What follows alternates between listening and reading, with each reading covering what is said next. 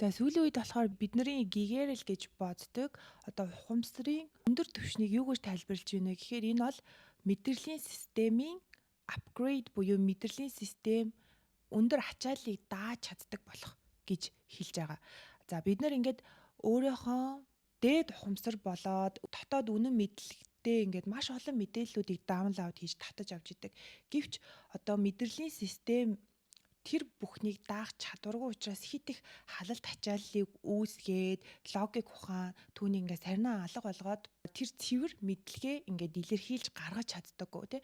Тэгэхээр энэ юунаас болж ийнэ гэхээр таны ерөөсөө мэдрэлийн системтэй холбоотой. Хитгэн нөхцөл байдлыг энэ бол аюулгүй юм байна гэд бодоод тасцантай холбоотой.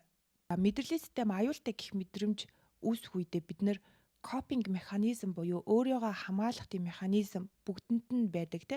Энэ үедээ бид нар юу хийдэг вэ гэхээр өөрөөсөө шууд цухтааж эхэлдэг. Тэр цухтаалтууд нь болохоор хит их хоол идэх, шопинг хийх, кино үзэх, ажиллаар өөрийгөө дарах, тэгээ янз бүрийн бодис хэрэглэхтэй арих, тамхи гэд энэ бүгд орно.